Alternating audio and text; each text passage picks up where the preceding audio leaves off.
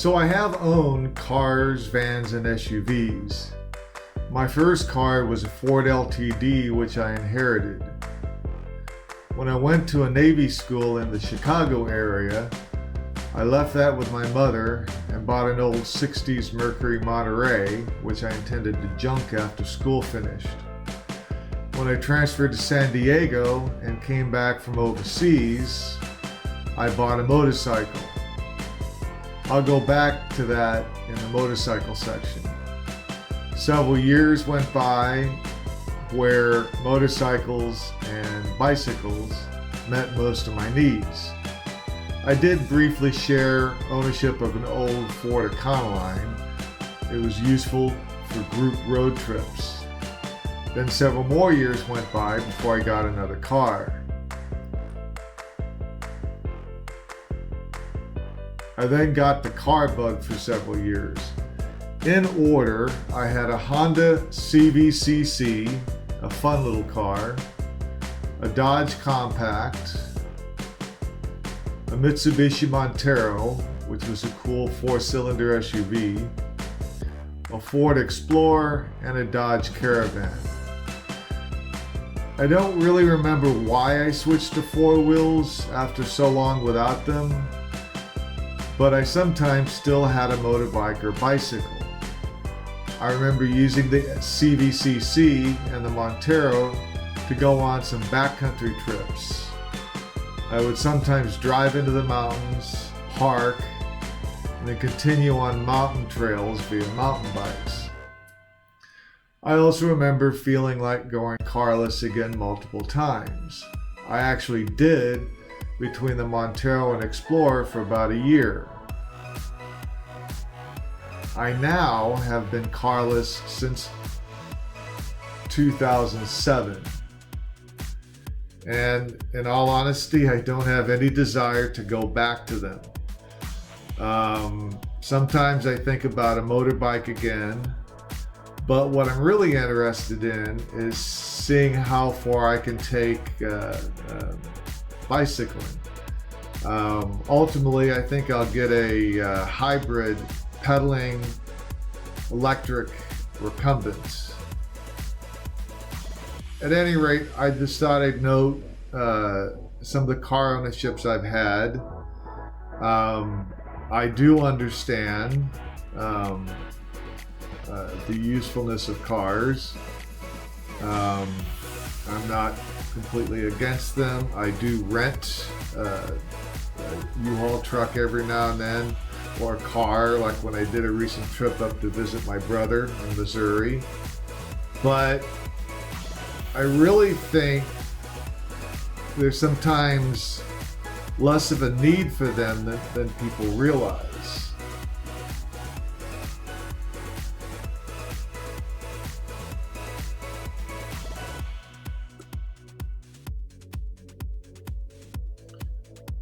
I do understand that families and other things can necessitate something more than two wheels. And I don't automatically make judgments on those who have cars. But I do see that many people go far beyond what is needed. I was one of those people. But when the Caravan's transmission went out, I looked closely at my needs and my recreational desires. I compared them to the environmental impact and traffic congestion factors. I realized that I could align my environmental ethics more closely to my vehicle choices. So I initially chose to get back into motorbikes.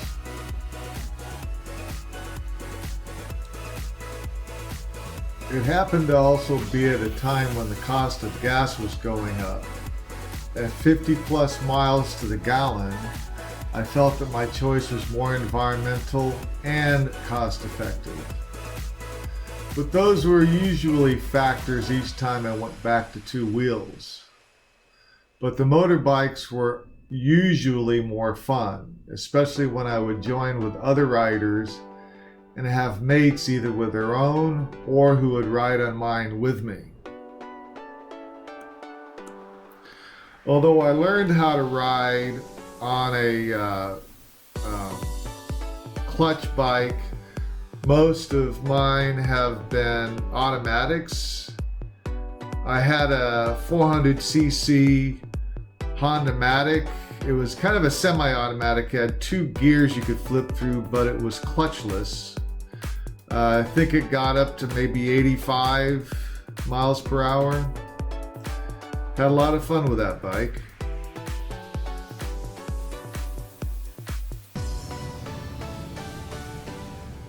I went with a Honda Helix for a while. It was a 250cc automatic. I think it got up to maybe 70, 75 miles per hour. I think I had gotten a really good deal with it, and I had kind of a cost situation at the time, so I went with it. But I had it for a while and it worked out okay. I didn't have any problems with it. It was freeway legal. This is me on a Yamaha Majesty 400cc. This went up to about 105 miles per hour on a straight stretch. I had it for a few years. This was actually the first one in 2007. Put a lot of miles on that bike, did long distance trips with it, as I did with the Honda Matic too. This was the Kymco 500cc. It was a nice bike, had it for a couple of years. The problem I had with it was the one mechanic that happened to work on it in the Houston area.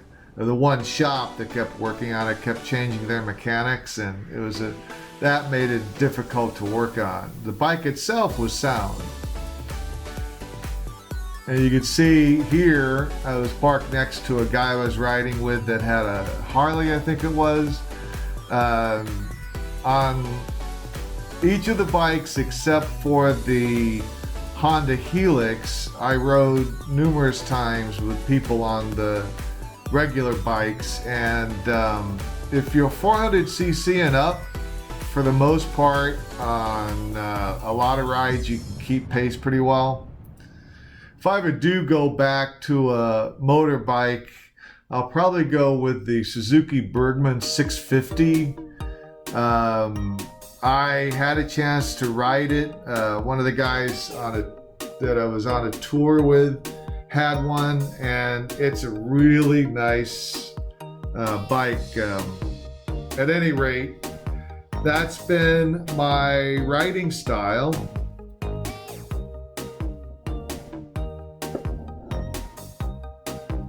By the way, the class of bikes that I showed here, except for the Honda Matic, were all classed as maxi scooters, in case you want to look up the style of bike.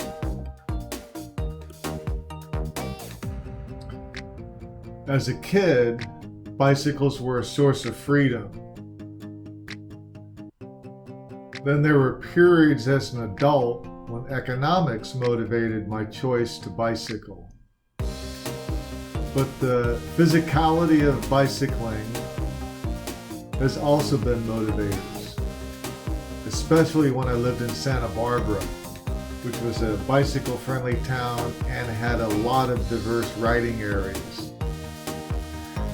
I admit that the environmental aspects only came to mind in the last few years, but that is definitely an important factor.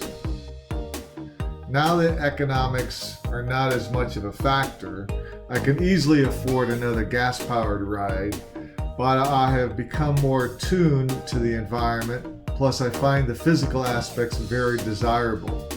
Cycling helps my fitness goals, and it is frankly addictive for me to feel the various sensations of cycling. The more I cycle, the more I want to cycle. I love long rides. I admit it does change the social aspect. At first, it was a bit isolating in the size of the city where I currently live. But there is a sizable cycling culture, maybe even more so than the motorbiking culture. So I find that I am orienting again to other like-minded folk.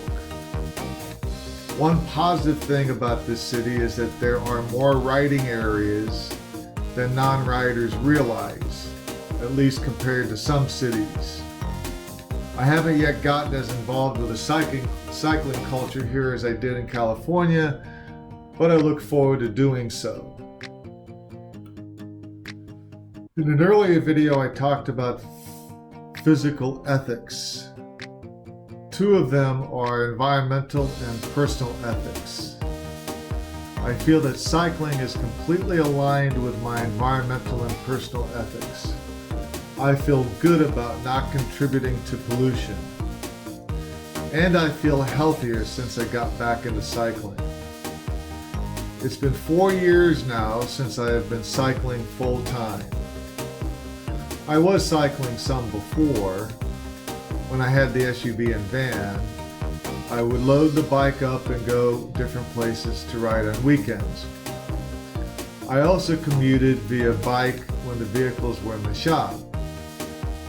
When I had the recent motorbikes, I would alternate on the weekends between riding the motorbike and cycling. When the lack of shops to do work on the Kimco got to be too much of a hassle, I thought about getting the Suzuki Bergman, but I decided to experiment with cycling full time. I tried it for 3 months before switching completely. It worked out, so I made the commitment. Having gone with a recumbent helped. As I mentioned earlier, I do have a history of cycling. For years in California, I switched back and forth between motorbikes and bicycles. I did a number of bicycle tours. I did rides between Santa Barbara and San Diego, as well as points in between. I did a number of mountain tours. I rode the Mojave Desert, and I rode 3 times through Big Sur from Santa Barbara, twice to Santa Cruz, and once to San Francisco. I also had a year before I moved here to Houston, when I was in San Diego, when I was in between SUVs. I cycled in San Diego, all around different parts of San Diego, as well as commuting to work. Once I moved to Houston, I admittedly got a bit fat and lazy, in part because the town was a bit overwhelming. It was far larger than I thought it was. The weather had more extremes, and so it was surprisingly easy to get fully absorbed into car culture. But as this video illustrates, I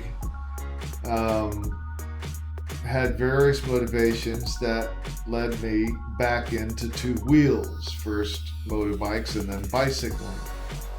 Now that I'm bicycling, I really want to see how far I can take this. At some point, I'll probably add an electrical component, turn it into a pedaling electric hybrid.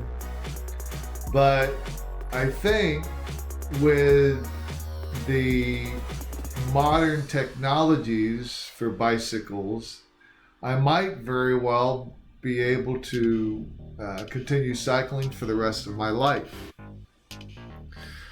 The next segment I'm going to do is going to go over some of the bikes I've had, which I think might be of interest, so stand by.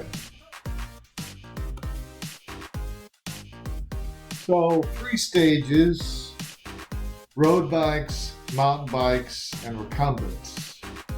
My favorite road bike was a Motorbikes, which was back when Motorbikes was a real French company.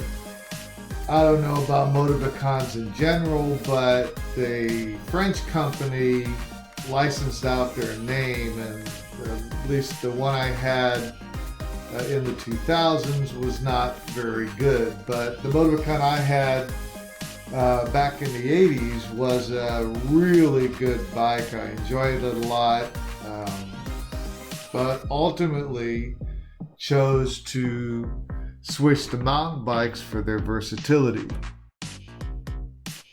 For me, Santa Barbara and mountain bikes go together with the diversity of areas to ride, the beach, the mountains, the backcountry. It's definitely the place for mountain bikes. I even got into going deep country on mountain bikes.